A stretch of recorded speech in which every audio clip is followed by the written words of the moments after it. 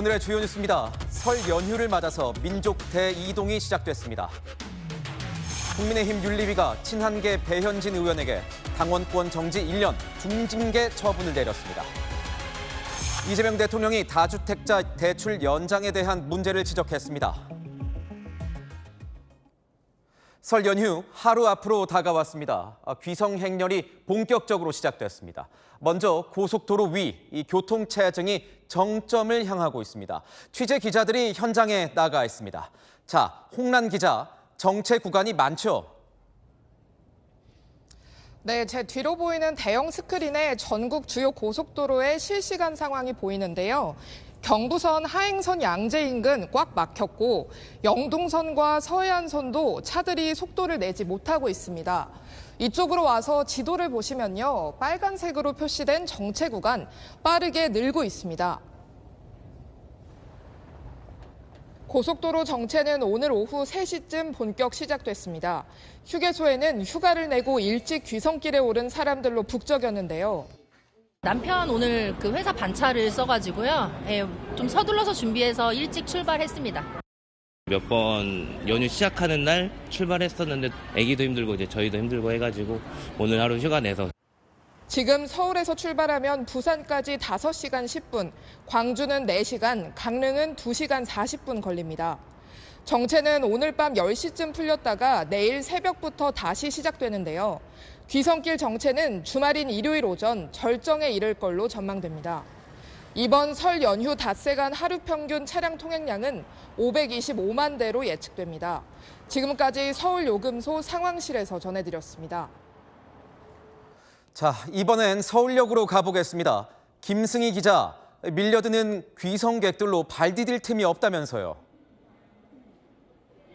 네, 맞습니다. 제 뒤로 보이는 것처럼요, 평균 5분에 한 대꼴로 열차가 운행 중인데요. 양손에 선물을 가득 들고 설레는 마음으로 가족들을 보러 가는 시민들, 저녁 7시 지금 이 시간에도 이렇게 끊임없이 역을 오가고 있습니다. 평일이지만 서울역은 오후부터 귀성객으로 가득 찼는데요. 일찌감치 휴가를 낸 귀성객들은 밝은 표정으로 짐을 들고 고향으로 향했습니다. 자주 가지 못해서 이번 기회에 연휴 붙여가지고 연차를 내고 가서 연휴를 좀 즐기려고 하고 있습니다. 꽃감 이제 부모님한테 드리려고 가지고 가는 길입니다.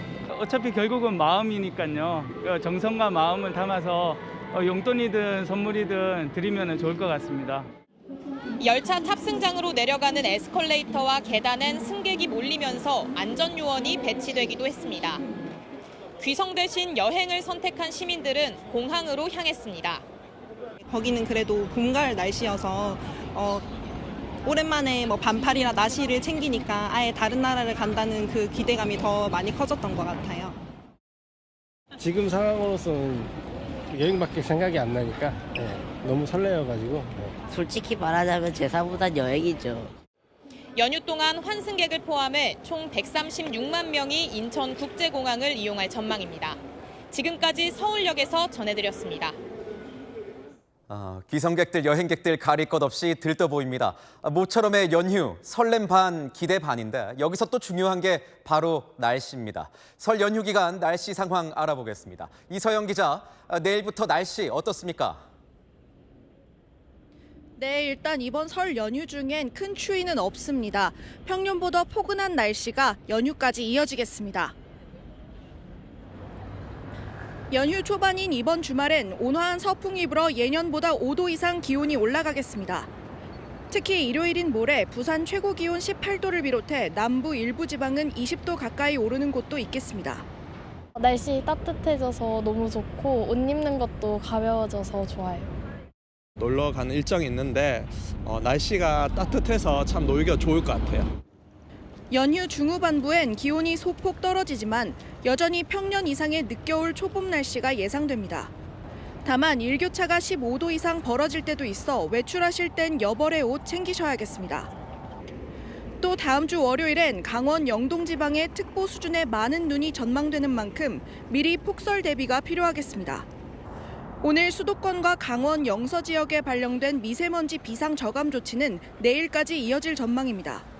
지금까지 광화문 광장에서 전해드렸습니다.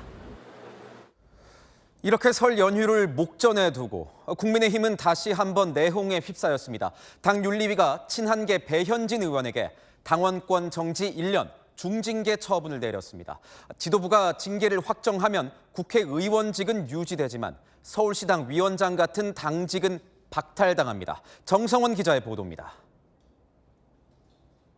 국민의힘 중앙윤리위원회가 친한계 배현진 의원에게 당원권 정지 1년을 결정했습니다. 지난 11일 배 의원 소명을 들은 지 이틀 만입니다. 서울시당 위원장에 대한 징계권이 비단 저 1인의 징계로 끝나는 것이 아니라 우리 서울시당 선거를 준비하고 있는 모든 임원들의 멈춤이 된다라는 말씀을 다시 한번 상세하게 드렸습니다.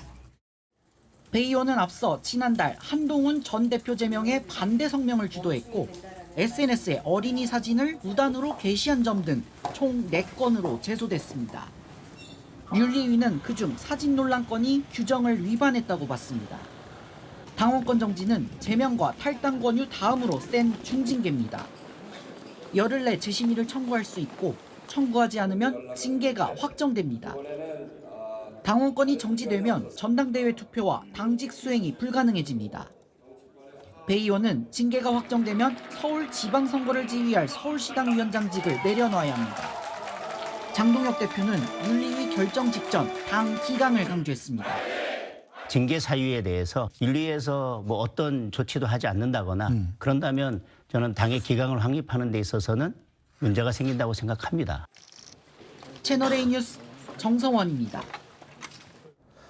당초 징계 심의에선 한동훈 전 대표 제명 반대 성명서를 작성한 게 주요 사유가 될 거란 전망이 나왔지만 실제로는 달랐습니다. 오히려 배 의원이 미성년자 아동 사진을 SNS에 무단 게시한 게 결정타가 됐습니다. 이어서 신희철 기자입니다. 국민의힘 중앙윤리위가 심의한 안건은 모두 4개입니다. 그중 당원권 정지 처분이 나온 사안은 SNS에 일반인 미성년 아동의 사진을 게시한 사건입니다. 배 의원은 지난달 이해운 전 장관 후보자의 지명 철회를 요구하며 SNS에 글을 올렸습니다. 여기에 한 누리꾼이 가만히 있어라라는 댓글을 달자 배 의원 역시 자식 사진 걸어놓고 악플질이라고 글을 달았습니다. 그런데 이 댓글과 함께 해당 누리꾼의 가족으로 추정되는 어린이 사진을 모자이크 처리 없이 함께 올린 겁니다. 윤리위는 타인의 명예를 훼손하고 당의 명예를 실추시켰다며 명백한 당 윤리위 규정 위반이라고 했습니다. 논란이 일었는데도 나흘간 삭제하지 않고 방치해 책임이 무겁다고 했습니다. 성실히 소명하고 사과 의사 표명을 한 점은 징계 감소 사유로 판단했습니다. 그 페이스북을 왜 내용을 그렇게 썼는지 소명해달라 하시는 말씀들이 있어서 그들의 이유를 나름은 상세히 설명을 드렸고요. 당초 중징계 근거로 예상됐던 한동훈 전 대표 제명 반대 성명을 주도한 의혹은 판단이 유보됐습니다. 서울시당 위원장 지위와 영향력을 이용했는지는 뚜렷한 객관적 증거가 없다는 겁니다. 그외 윤석열 전 대통령 부부를 비방한 점은 경고 조치, 장 대표의 단식 투쟁 조롱도 주의 촉구를 권유했습니다. 채널A 뉴스 신희철입니다. 배현진 의원을 포함한 친한계는 즉각 반발했습니다. 배 의원은 긴급 기자회견을 열고 장동혁 지도부가 휘두른 무리한 칼날이 머지않아 본인들을 겨누게 될 거라고 경고했습니다. 한동훈 전 대표도 이 자리에 참석해서 힘을 실었습니다. 정현주 기자가 보도합니다. 오늘 장동혁 지도부는 기어이 중앙윤리위원회 뒤에 숨어서 서울의 공천권을 강탈하는 비겁하고 교활한 선택을 했습니다.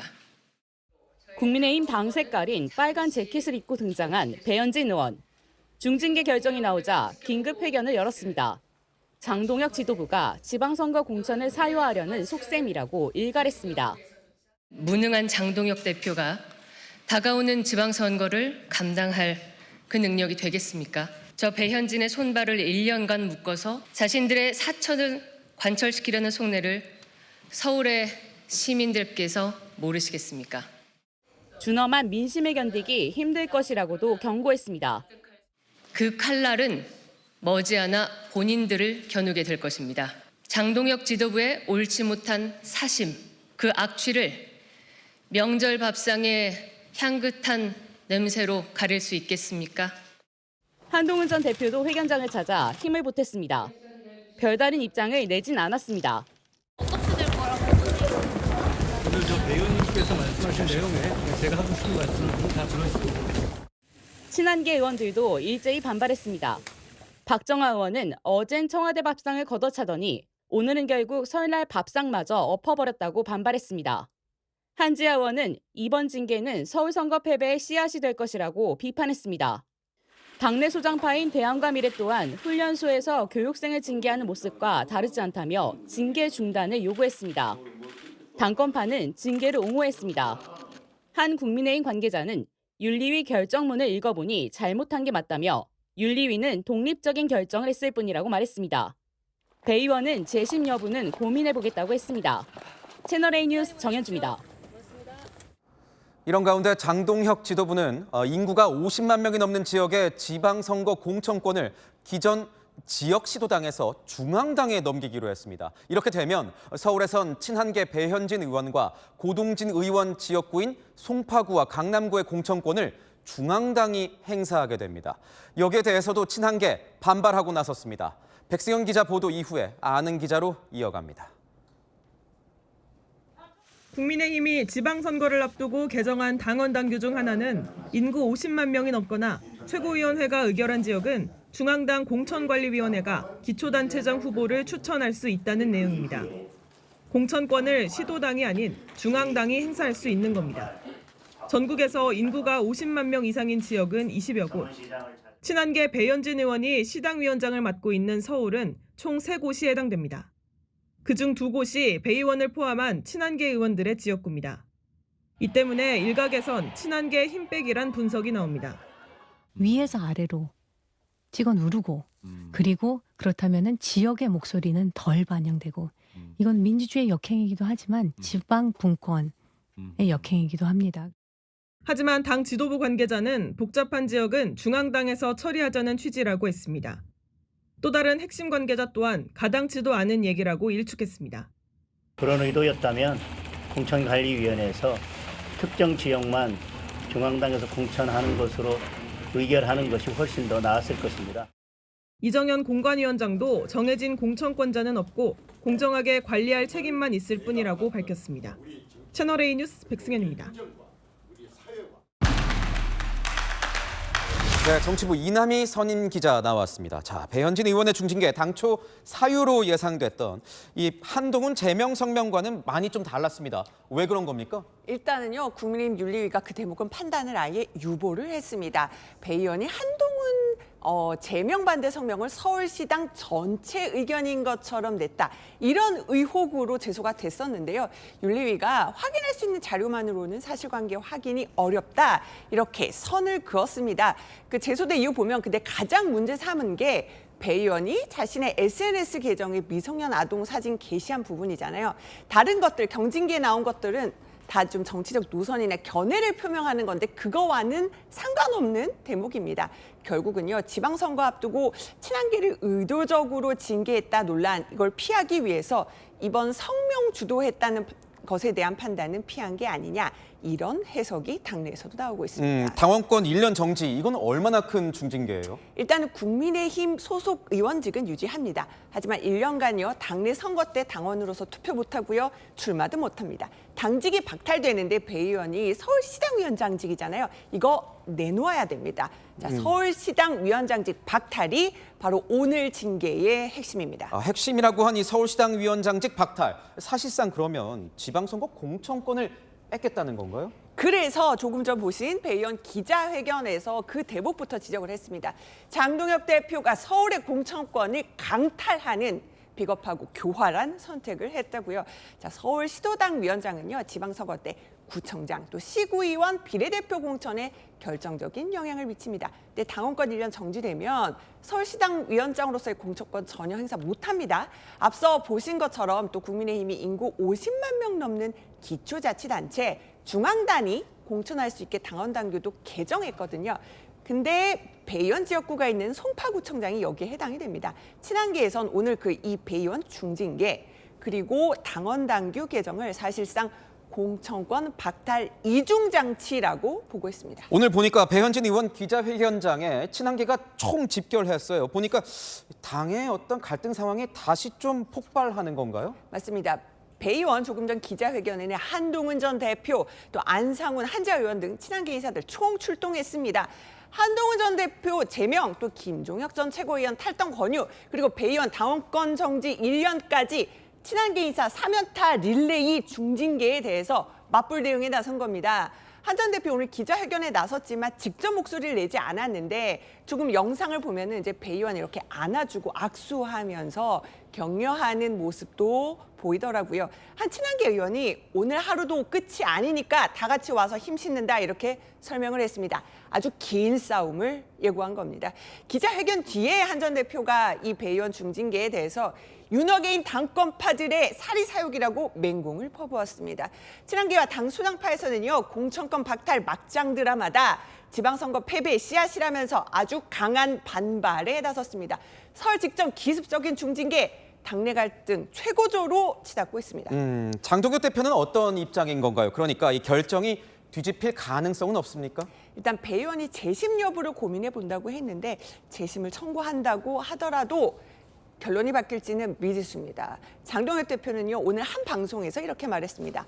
한동훈 전 대표 제명 취소할 생각 있냐? 이렇게 물어보니까 이제 우리 당원이 아니다 이렇게 대답을 했고요. 배현진 의원 징계에 대해서도 당내 기강이 중요하다고 대답을 했습니다. 자, 장 대표는 당 윤리위가 독립기구라면서 결정을 존중한다는 입장 취해왔잖아요. 당장 설 연휴 끝나고요. 윤석열 전 대통령 내란 우두머리 1심 선고가 나오는 오늘 19일 장 대표가 윤 전 대통령 절연 여부에 대한 입장도 밝힐 걸로 보입니다. 장 대표 주변에서는요, 윤석열 전 대통령과 한동훈 전 대표 모두를 극복해야 한다 이런 주장도 나오고 있습니다. 네, 지금까지 이남희 선임 기자였습니다. 여야 대표들도 서로 니 탓을 하면서 말싸움을 벌였습니다. 정청래 대표는 청와대 오찬을 취소한 장동혁 대표를 향해서 유치하다고 했고, 반대로 장 대표는 민주당이 사법질서 파괴 법안을 일방 처리했다고 비판했습니다. 그런데 이렇게 싸우면서 M1 우리 초등학생들을 건드렸습니다. 이솔 기자입니다. 초딩보다 못한 유치한 결정이었다고 저는 생각합니다. 앞으로 국민의힘이 어떤 말로 협치를 운운하든 국민께서 그 말을 진정으로 믿을 수 있겠습니까? 한숨을 쉬는 정청래 더불어민주당 대표, 청와대 오찬 회동 불발 책임을 따졌습니다. 장동혁 국민의힘 대표는 곧바로 맞받아쳤습니다.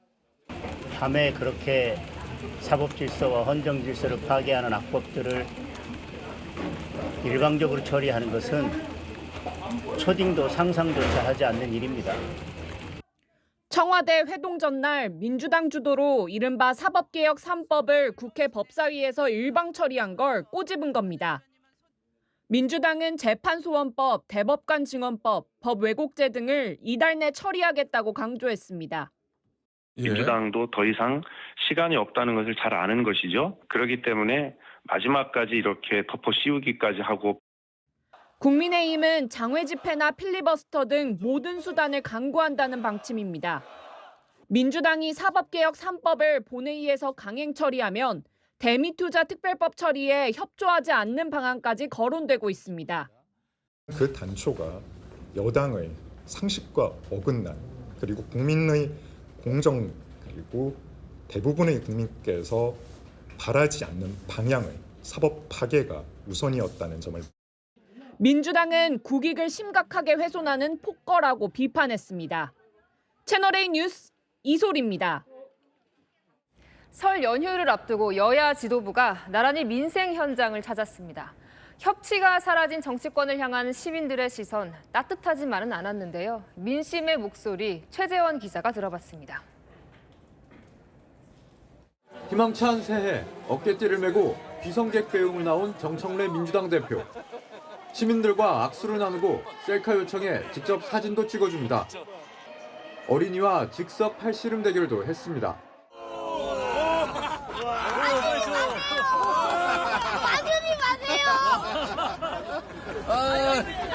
힘 너무 세다 너. 비슷한 시각 위생 모자를 쓴 채 어르신 배식 봉사에 나선 장동혁 국민의힘 대표.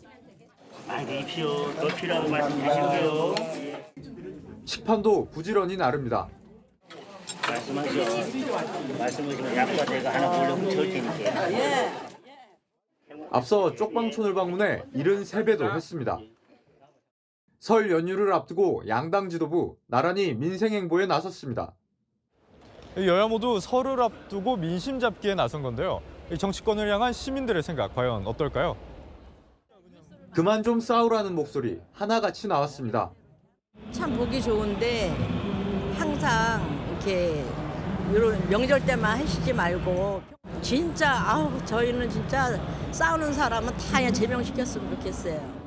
싸우는 모습만 보고 해서 그게 지치기도 하고.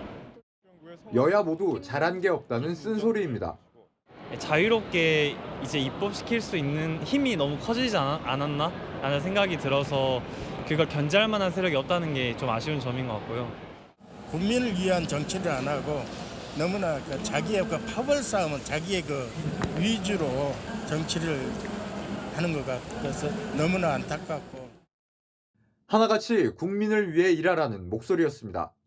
채널A 뉴스 최재원입니다. 이런 가운데 여야 지지율 격차는 더블 스코어까지 벌어졌습니다. 전통적인 보수 강세 지역으로 꼽히는 대구 경북에서조차 국민의힘이 민주당을 앞서지 못했습니다. 남영주 기자입니다. 설을 앞두고 지지하는 정당을 물어봤습니다. 한국갤럽 조사 결과 대구 경북에서 더불어민주당의 지지율은 32%, 국민의힘과 같았습니다. 민주당 지지율은 지난주보다 11%포인트 상승했습니다. 조사가 진행 중이던 지난 11일, 장동혁 국민의힘 대표가 대구 서문시장을 방문했지만 지지율은 더 떨어진 겁니다. 친한계 징계와 한동훈 전 대표의 토크 콘서트 등이 영향을 줬을 거란 관측이 나옵니다. 중도 외연 확장이 잘 안 되고 있다는 거 첫 번째로는, 그다음에 두 번째로는 한동훈계를 위시로 한 그 비주류 국민의힘 지지자들이 많이 이탈한 게 아닌가. 한국갤럽 측은 대구 경북만 따로 떼면 오차 범위가 플러스 마이너스 10%포인트라면서도 국민의힘이 도전하고 있다는 반증은 될 수 있다고 설명했습니다. 전체 지지율은 민주당 44%, 국민의힘 22%로 나타났습니다. 한 지도부 의원은 윤호계인 등 강성 지지층과 거리를 두고 중도층을 흡수해야 한다고 강조했습니다. 채널A 뉴스 남영주입니다. 네, 음료에 약물을 타 남성 2명을 숨지게 한 여성, 범행 직후 행적이 드러났습니다. 모텔을 빠져나오자마자 택시에 올라타 쫓기듯 빨리 가달라 재촉했다는데요. 그 여성을 태웠던 택시 기사를 광민경 기자가 직접 만나봤습니다. 모텔에서 나와 택시를 타는 20대 여성. 여성을 태운 택시기사는 당시 여성이 무언가에 쫓기는 것 같았다고 기억했습니다. 쫓기듯이 좀 빨리 가달라고, 좀 빨리 가달라고만 했었어요. 기사님 좀 빨리 좀 가주세요. 10분도 안 걸리는 목적지를 반복해서 빨리 가달라고 하는 게 의아했다는 겁니다.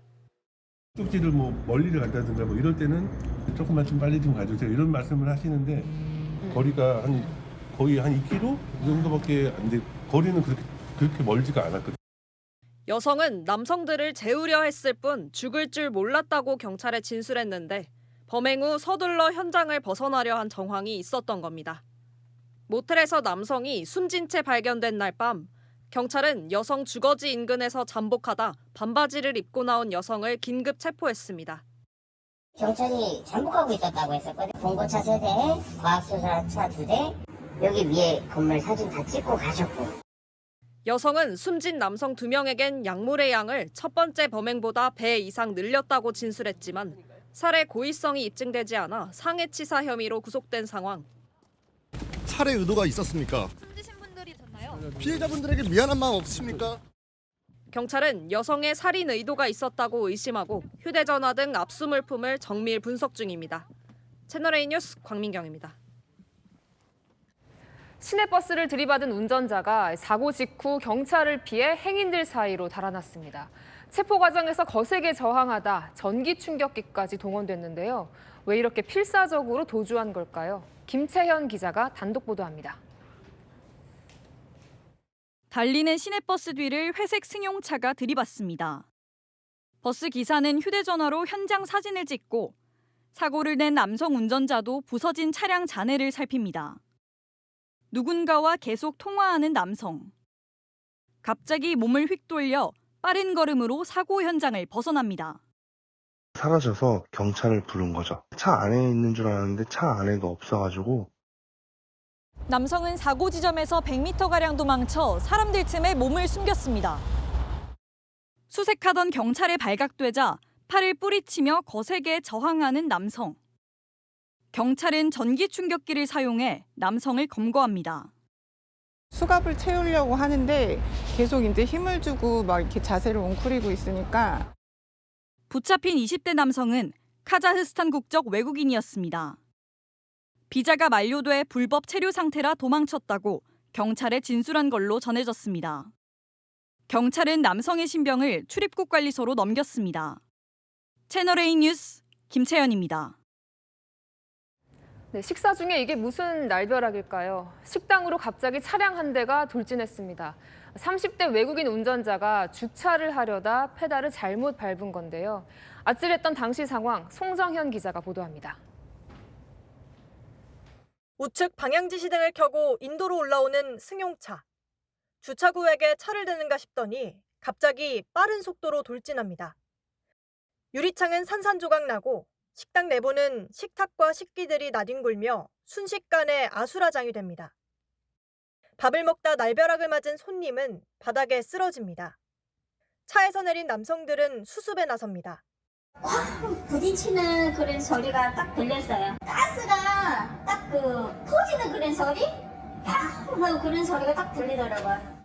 손님과 식당 직원 등 3명이 다쳤는데 다행히 큰 부상을 입진 않았습니다. 운전자는 30대 외국인 남성으로 주차를 하려다 실수로 가속 페달을 밟았다고 경찰에 진술했습니다. 채널A 뉴스 송정현입니다. 지난 2022년 30대 남성이 귀가하던 여성을 뒤쫓아가 성폭행을 시도했던 이른바 부산 돌려차기 사건 기억하십니까? 당시 경찰이 초기 수사를 제대로 하지 않았다는 지적이 나왔는데요. 국가가 피해자에게 배상해야 한다는 법원 판단이 나왔습니다. 조민기 기자입니다. 갑자기 뒤에서 여성의 머리를 걷어차는 남성. 쓰러진 여성을 발길질하더니 어깨에 둘러매고 CCTV 밖으로 사라집니다. 2022년 발생한 사건의 피해 여성은 수사기관이 부실 수사를 했다며 국가를 상대로 소송을 냈습니다. 법원은 오늘 피해 여성에게 1,500만 원을 배상해야 한다고 판결했습니다. 재판부는 성폭력 정황이 강하게 의심됨에도 피해자의 상태를 확인했을 게 분명한 친언니 진술을 확보하지 않았다고 지적했습니다. 앞서 가해 남성은 살인미수 혐의로 1심에서 징역 12년이 선고됐습니다. 항소심 과정에서야 피해 여성 바지에서 가해자 DNA가 검출되며 성폭행 살인미수 혐의가 추가돼 형량이 20년으로 높아졌습니다. 국가를 상대로 소송을 냈던 피해 여성은 선고 직후 소감을 밝혔습니다. 살아있는 피해자면 된 거 아니냐라는 말을 너무나도 많이 들었고 미래에 피해자분들이 꼭 이 도움이 되는 판례를 쓰고 싶었기 때문에 이 소송을 시작했습니다.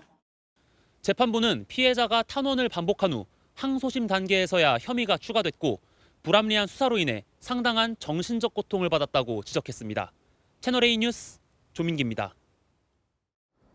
민주당 공천헌금 의혹으로 구속 위기에 몰린 강선우 의원. 체포동의안이 국회에 보고됐는데 그 안에 담긴 내용이 이례적입니다. 강 의원이 공봉을 압박해서 증거를 인멸할 우려가 있고 특히 현역 의원이지만 도주 가능성을 배제할 수 없다는 내용이 담겼습니다. 홍지혜 기자의 보도입니다.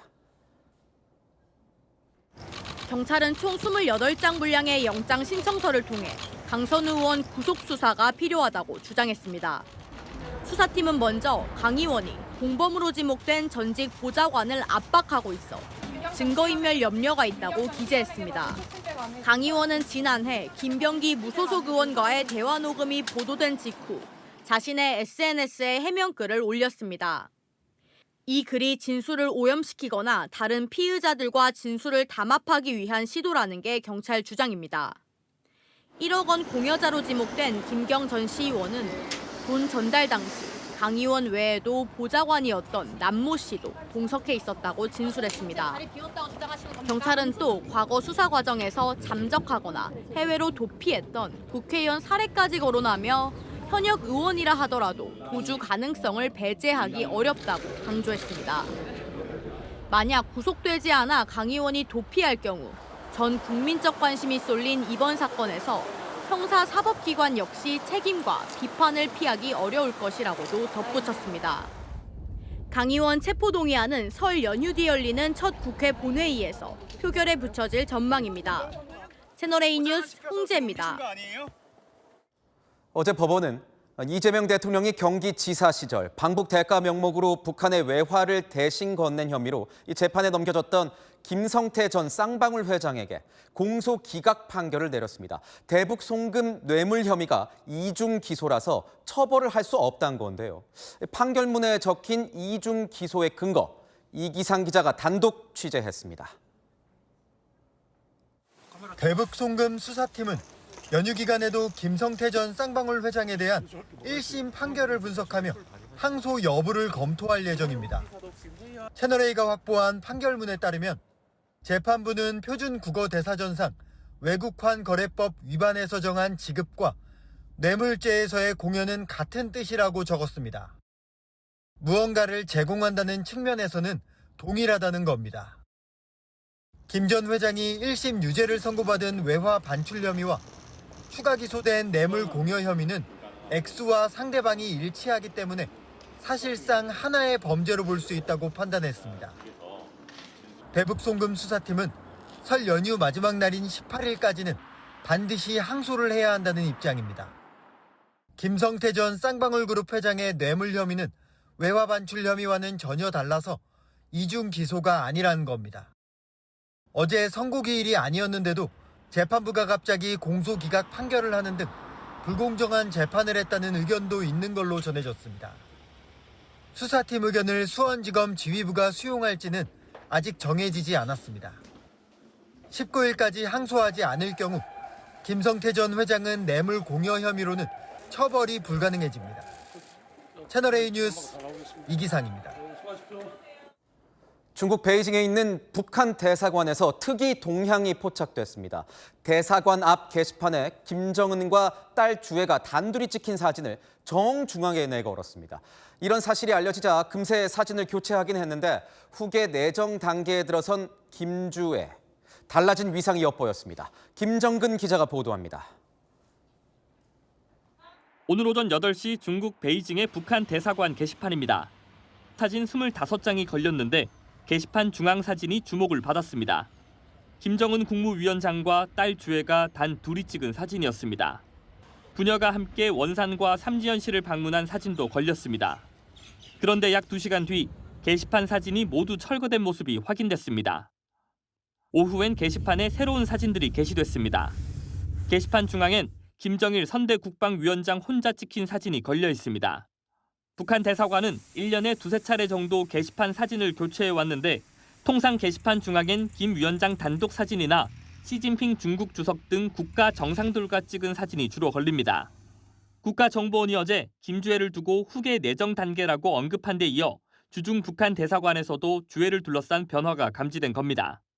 몇 시간 만에 사진이 교체된 것에 대해 일각에선 이달 하순 열릴 노동당 당대회 등에서 주애의 위상 변화를 극적으로 보여주기 위한 거라는 관측도 제기됩니다. 채널A 뉴스 김정근입니다.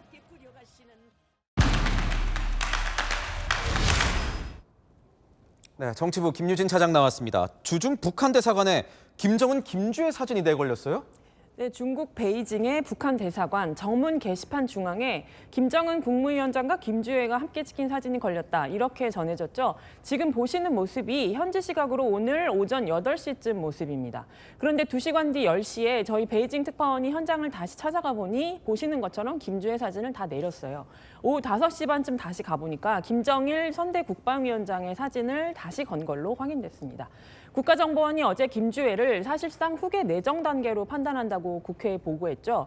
북한 대사관의 움직임이 국정원의 이번 보고와 관련된 것일지 주목됩니다. 김주애를 김정은의 후계자로 만드는 작업, 지금 어디까지 온 겁니까? 국정원이 이번에 쓴 후계 내정 표현은 기존보다 한 단계 진전된 겁니다. 북한이 최고 지도자의 후계자를 추대하는 경로는 대체로 후계 수업, 내정을 거쳐 공식화 단계로 이어지는데요.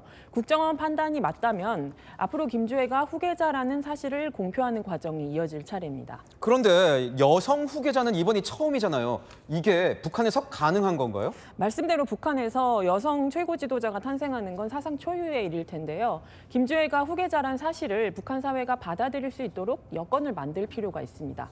지도자로서의 능력이 중요한데 아직 너무 어리기도 하고 내세울 역량이랄 게 마땅치 않습니다. 그렇다 보니 북한에서 컴퓨터 천재라는 별명을 김주애에게 붙여 홍보한다는 얘기도 들리는데요. 과거 김정은에게도 3살 때부터 총을 쐈다면서 이른바 3살 명포수 별명을 붙이고 비현실적인 서사를 구성하려 했었습니다. 이런 별명들이 있군요. 그런데 후계자가 바뀔 가능성은 없습니까? 앞서 공식화 단계 직전에 와 있다 이렇게 말씀드렸는데요. 김정은의 테스트가 끝나지 않았다 이런 이야기가 있습니다. 김정은이 김주애를 어떻게 평가하는지에 대해 아직 구체적으로 알려진 바가 없는데요. 과거에 김정일 국방위원장은 김정은의 형이죠. 둘째 김정철에 대해서 계집애 같아 안 된다 이렇게 평가했던 걸로 전해집니다. 김주애 역시 언제든지 성향이나 자질에 문제가 있다고 판단이 되면 후계자로 공식화하기 전에 배제될 여지가 있다는 겁니다.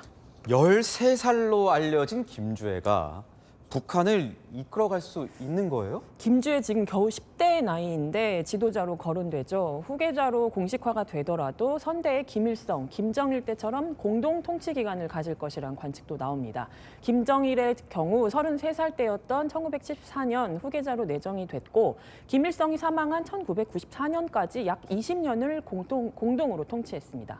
북한의 통치자라고 하면 핵을 통제하고 지휘하는 지도력, 군 경험이 중요할 걸로 생각되잖아요. 이건만큼이나 중요한 게 용인술이다 이런 이야기도 있습니다. 사람을 꿰뚫어보는 능력이 있느냐는 건데 김정은도 26살에 후계자로 공식화되기 전 김정일 밑에서 아부하고 뒷말하는 사람들을 골라내는 훈련을 했다 이렇게 전해집니다.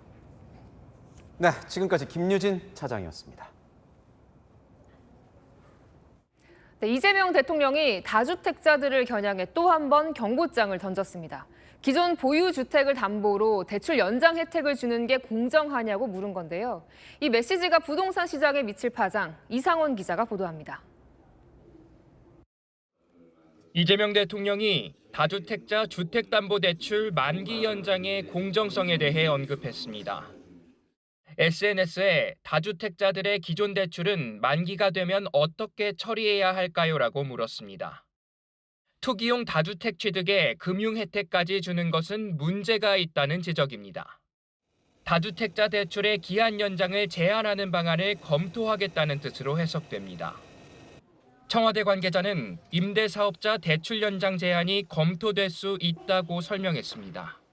이 대통령은 이어 서울 임대사업자 아파트 15%가 강남 3구에 있다는 기사를 공유하며 아직도 판단이 안 서시나 지금 시장이 정상이냐, 지금 정부가 부당하냐고 물었습니다. 청와대는 세제 개편 등은 최후의 수단이라면서도 가능성을 완전히 닫아놓지는 않았습니다. 대통령이 어떤 말씀하시냐는 그런 것은 준비는 하되 당장은 안 쓴다. 그렇지만 준비는 해야 된다. 상황이 어떻게 될지 모르니까. 금융위원회는 다주택자 대출 현황을 파악하고 만기 연장 절차에 대한 개선 방안을 마련하기로 했습니다. 국민의힘에선 대출 연장까지 막겠다는 엄포에 많은 국민이 잠을 설쳤다는 비판이 나왔습니다. 채널A 뉴스 이상원입니다.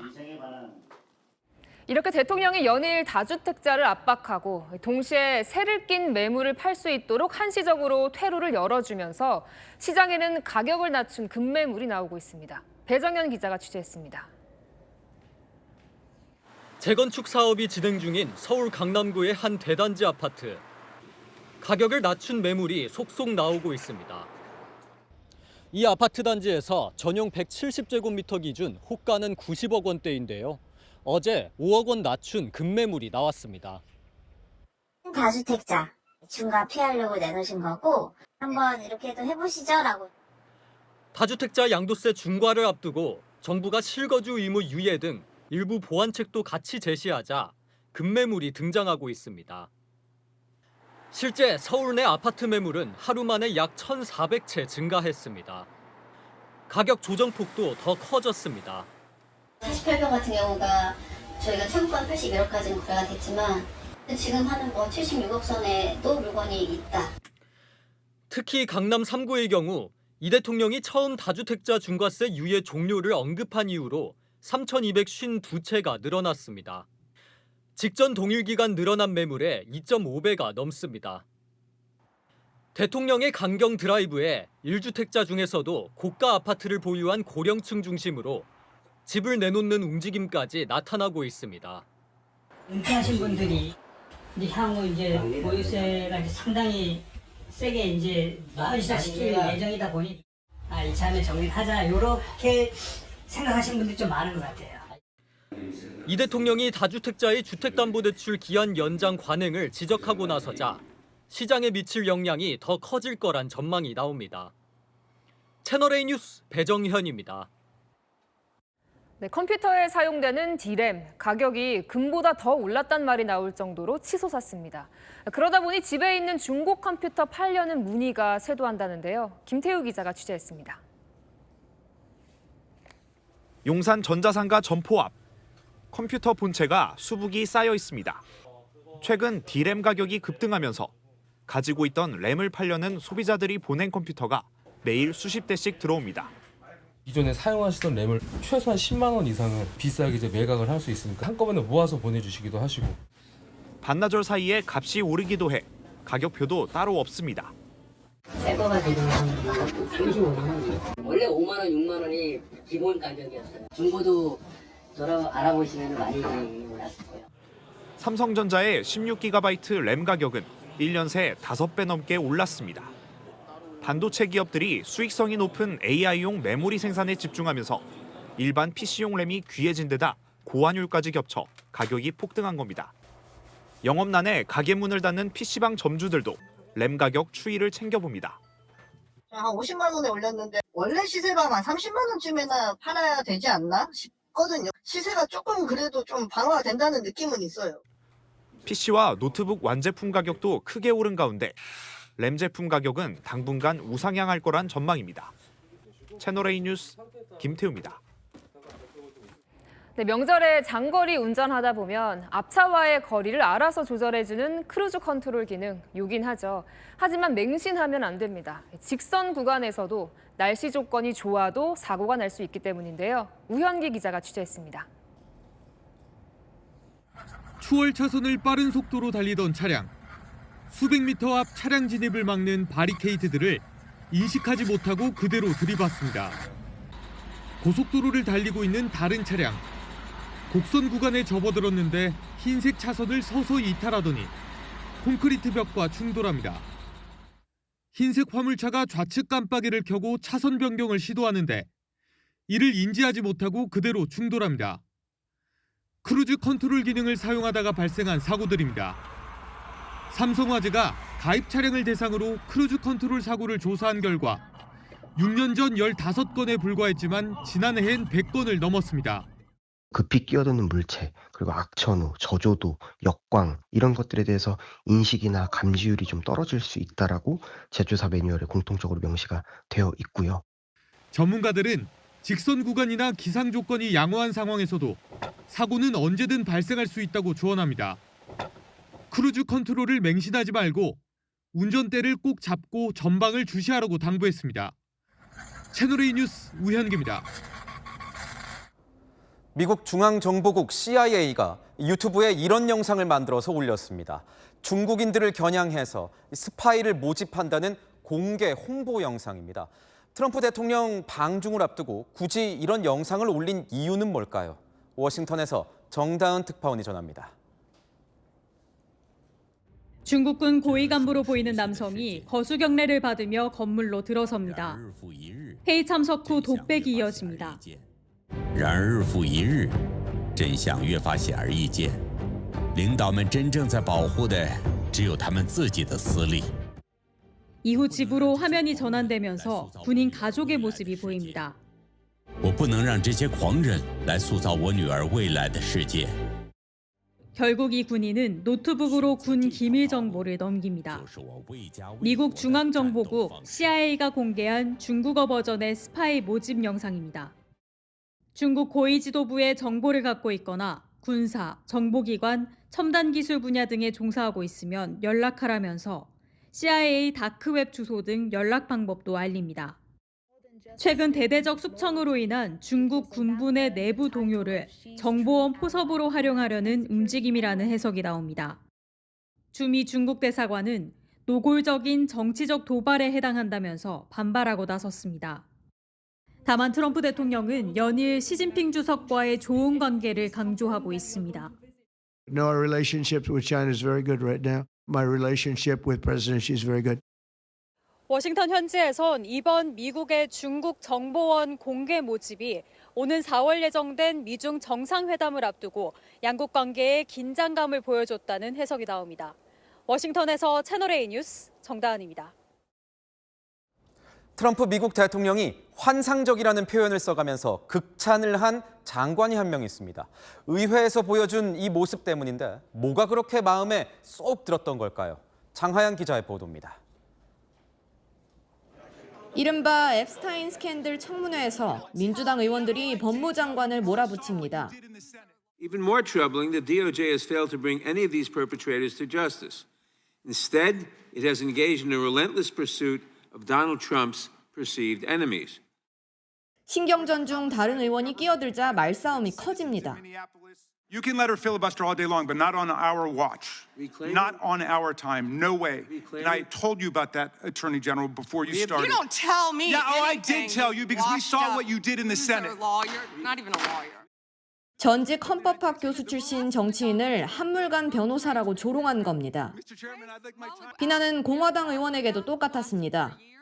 This guy has Trump derangement syndrome. He needs to get. You're a failed politician. 이날 5시간에 걸친 설전을 두고 트럼프 대통령은 법무장관이 청문회에서 환상적이었다고 칭찬했습니다. 또 이 청문회로 앱스타인 관련 자신의 혐의가 100% 무죄로 입증됐다고 강조했습니다. 채널A 뉴스 장하연입니다. 네, 중국 상하이 국제공항 인근 공사장에서 지름 30m의 대형 싱크홀이 생겼습니다. 무너져 내린 도로 아래로 컨테이너가 빨려 들어가는 모습이 고스란히 포착됐습니다. 배유미 기자입니다. 금이간 도로가 순식간에 무너져 내립니다. 컨테이너가 빨려 들어가듯 아래로 사라집니다. 놀란 사람들은 황급히 달아납니다. 현지 시각 12일 상하이 훙차오 국제공항 인근 지하철 공사장에서 지름 30m, 깊이 10m의 대형 싱크홀이 생겼습니다.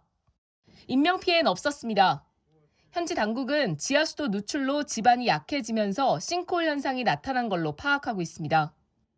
실종된 3사람을 찾는 경찰관들 앞에 떠돌이개 한 마리가 나타납니다. 자신을 따라오라는 듯 주택 뒷마당과 경찰관을 번갈아 보며 짖습니다. 개를 따라가자 주차된 SUV 차량이 보입니다. 그런데 차 앞좌석에 아이가 갇혀 있습니다. 경찰관들이 차문을 열고 아이를 구조했고 아이는 무사히 가족 품으로 돌아갔습니다. 생방송을 진행 중인 기자. 거리에서 방송을 진행하다 문제의 발언을 내놓습니다. 생방송을 통해 이란 최고 지도자를 공개 비난한 겁니다. 해당 기자는 SNS를 통해 인파 속에서 말실수를 했다며 정권 반대 세력에 빌미를 주게 돼 사과한다고 해명했습니다. 하지만 방송사 국장은 해고됐고 기자는 징계위원회에 회부됐습니다. 검은 소 한 마리가 검은색 차량과 나란히 달려갑니다. 농장에서 탈출해 거리를 활보하는 겁니다. 말을 탄 카우보이가 밧줄을 던져 소 머리에 채웁니다. 소는 안전하게 포획돼 주인에게 돌아간 걸로 알려졌습니다. 채널A 뉴스 배유미입니다.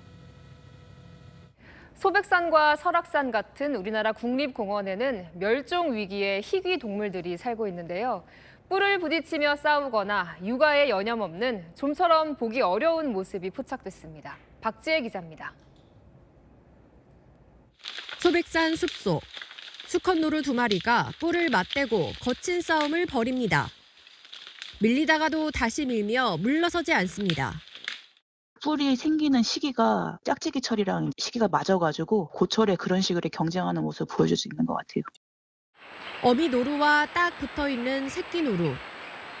멸종위기 2급이자 최상위 포식자인 담비가 순식간에 나무 위로 물어가 버리고 속수무책인 어미 노루는 울어댑니다.